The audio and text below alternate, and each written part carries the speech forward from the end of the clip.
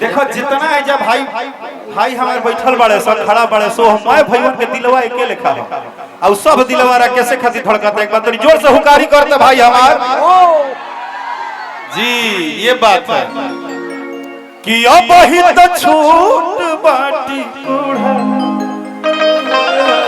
ले जाई जनी कोरा अरे की बेरी बेरी छुआ तानी हाई का कि बेरी बेरी कि बेरी बेरी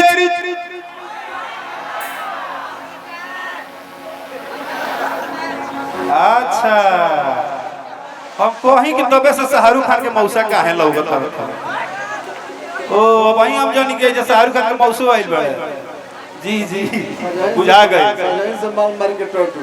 भाई हाँ अच्छा सरवन तिवारी कलुआ कला पंचायत से वहाँ के भी आशीर्वाद मिलल बा बहुत बहुत आभार बा दिल से कि बेरी बेरी छुआ तानी हाई का काहे राजा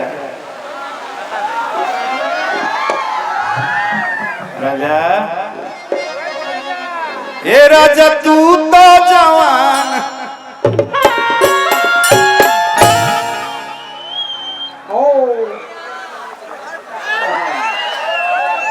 साफ मरद हिला तब बुझाता कि आधा कमर पर से टूट जाएगी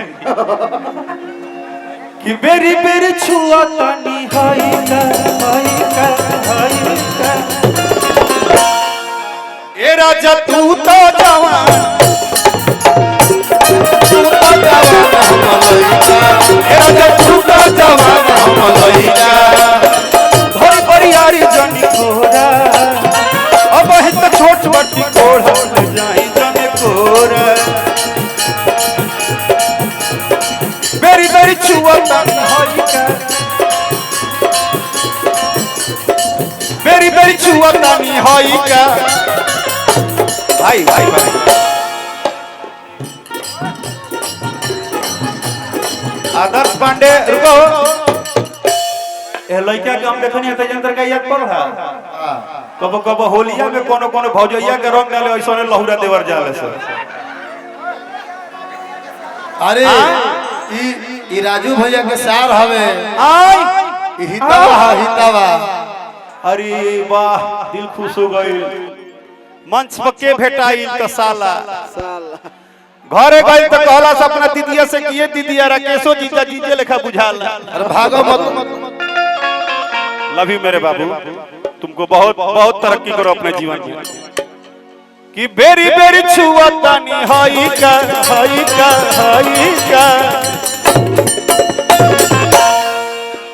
ए राजा राजा हरी ए राजा हरे तू तो जवान हो ए राजा तू तो जवान हम लइका तू तो जवान हम लइका ए राजा तू तो जवान हम लइका तू तो जवान हम लइका ले दुखात बाटे ले दुखात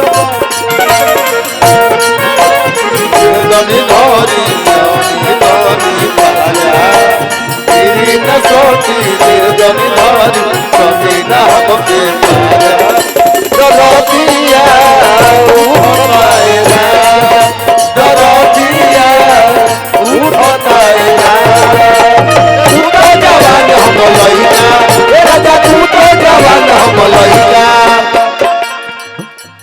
इनको मेहरारू के मर्दे नु कहत होई ललका हो कि उजरका हो ए भैया इनको मेहरारू के मर्दे कहत होई बड़ा भागे भातार हमर आंगना में आइले आंगना में आके अपना डांस चल करके गइले का करबो टाइगर बिस्कुट खइबो का डांस कर में फीता खुली गइले आ फीता बांधत राजा के पसीना छूट गइले इनकर मेहरारू जन कहत होई तू लिखे जन क्या कहत होई काहे भैया ई जब घरे जात हुई नु हां तो कहत होई कि आइल बा नतिया फेरू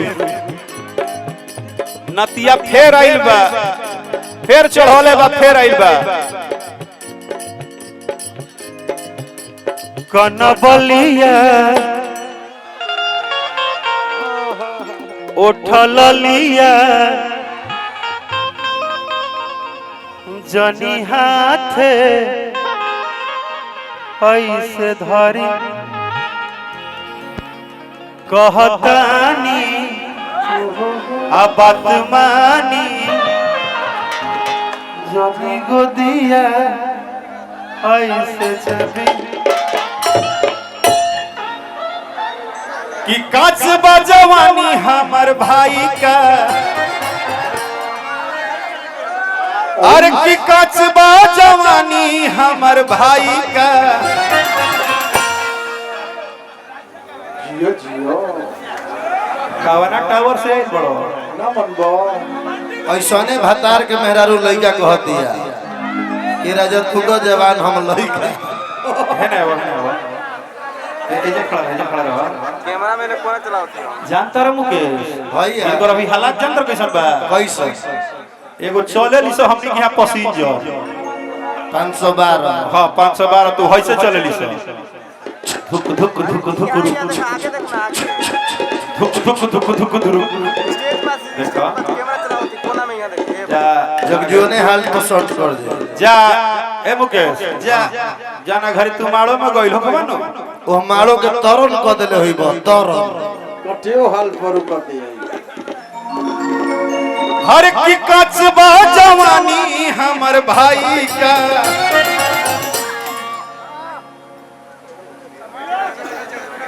अरे तो मंगलम रिसोर्ट में मेहरारू कहियो आई का। ए राकेश भैया हमरो दोबारा बियाह यही मंगलम ग्रेड में हो जाई का? नहीं, शादी सिर्फ होगा जितने यहाँ लड़के नौजवान बैठे हैं, इन बच्चों का शादी होगा तो यहाँ पे होगा। और हम इतना कह दे रहे हैं कि आप लोग का शादी का बुकिंग होगा तो सुन लीजिए मालिक साहब, जो भी मालिक है, हाँ मेरे भाई जो हैं, आप लोग ध्यान रखिएगा, भाइयों का अगर शादी यहाँ होगा तो थोड़ा परसेंटेज कम रखिएगा भैया, परसेंटेज कम रखिएगा।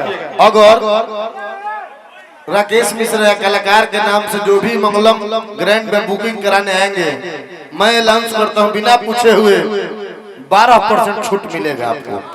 12% का छूट कलाकारों के नाम से रहेगा। मंगलम ग्रैंड में बुकिंग कराइए, जीएसटी के फायदा उठाओ लो। हाँ हाँ, काट लो जवानी में जीएसटी एक नंबर। अच्छा हाँ, एक बात का हमारे तरफ से ये गढ़वा में अनाउंसमेंट है, इसलिए अनाउंसमेंट है कि मैं फिर बोल रहा हूं कि मैं अपने जीवन में, अच्छा तिवारी साउंड विकास भी एक तरफ से पुरस्कार बा, हमारे तरफ से ये अनाउंसमेंट है कि जीवन में हम अगर किसी धरती को, एक माँ बेटा का मेरा रिलेशन है तो वो है मेरे लिए गढ़वा। गढ़वा मुझे बहुत प्यार देता है, मैं जानता हूँ, गढ़वा बहुत प्यार देता है, बहुत प्यार देता है। तो रिसोर्ट के मालिक जी सुनिए, ए भाई इधर सुनिए ना बात, इस रिसोर्ट में साल में एक गरीब लड़की का शादी का खर्चा राकेश मिश्रा उठाएंगे। ताली बजा दी राकेश भैया खातिर। इस गढ़वा में जो भी, हाँ हमको ये पता होना चाहिए कि वो सच में गरीब परिवार की बेटी है। इसी रिसोर्ट में अगर उसका शादी करने के उसके बाप का मन करेगा तो उसका खर्चा हम उठाएंगे। आप हमसे मिलिएगा और हम कहीं जाएंगे नहीं, मेरा नंबर आपके पास रहेगा, मुकेश के पास है, जानते हैं। उसके लिए राजू तिवारी सभी सेल्स है। नहीं भाई तो मेरा, देखो मेरी बात समझो, पहले भावुकता को समझो, मेरा भाई तो राजा है ही। मेरा कहने का मतलब यह है कि वो ऐसे भी मैं शादियों में पैसा भेजता हूँ, तो जब मैं इंडिया में भेजता हूँ कहीं जहाँ जहाँ जरूरत पड़ता है, तो यहाँ की एक बेटी का शादी साल में जो गरीब परिवार की होगी उसका पूरा खर्चा उठाएगा। बस इतना ही मैं बोला। फ्री में बियाह होई कि नहीं होई, के कहता मंडूया होई कि नहीं होई, गाँव में आप बराबर सुई। हाँ हाँ बिल्कुल बिल्कुल, ऐसा है कि इसी परिवार में हमको भी आप शामिल कर लीजिए। वाह वाह, धन्यवाद। और कहना है क्या कि कचबा जवानी हमर भाई का। अरे बाप ला, अब तेने से बाबा वो सोना को बाबा भी लक्ष्मी बरसल बड़ी। अब बाबा रूप ले लिया। मैं झारखंड इनके कलाकार के जिम्मेवारी है बा। ए विकास हमार बगली भरे जा रहलो बिहार तक बहुत बगली भरी है खाली कर तू कि कचबा जवानी हमर भाई का क्या बात कर दिए यार। हम अपने जीवन में तुम जानते हो ना किस मिजाज के कलाकार हैं। क्या बात कर दिए भाई। वाह राकेश भैया के दिल हो लो मिथिलेश बाबा आटा चौकी बंद करो। हम एक बात बता दे रहे हैं भाई बहुत ज्यादा हम बहुत ज्यादा मुकेश भाई मंच पे बहुत कुछ नहीं बोलते हैं सबको पता है। हम बहुत ज्यादा बोलना पसंद भी नहीं करते हैं बिना मतलब की बात। लेकिन इतना बता दे रहे हैं कि आपने जो आशीर्वाद दिया है ना अपने भाईवा को आज भी क्षेत्र कोनो होखे सबसे पहले अपने नजदीकी अपने करीबी के परिवार के लिए हमेशा खड़ा रहता हूं चाहे हालात कुछ भी हो। कि कचबा जवानी हमर भाई का ए राजा तू तो जवान हम लइका राजा तू तो जवान हम लइका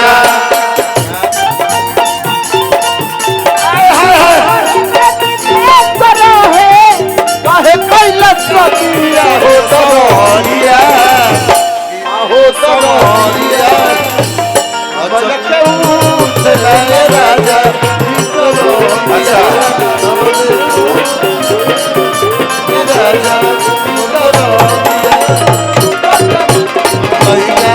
राजा तू तो जवान हम लइका।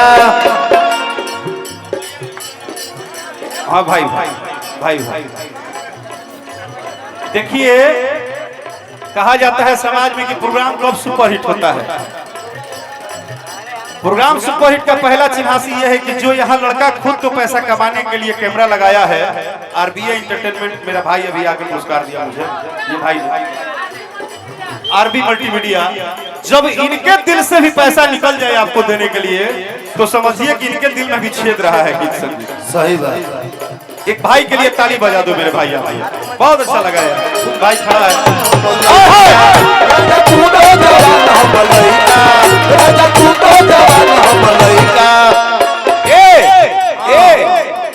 बाला जोरी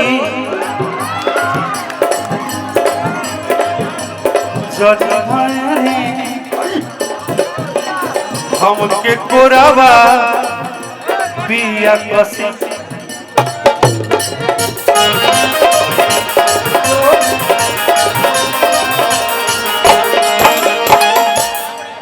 और कहा कि भेज दो राकेश राजा माई का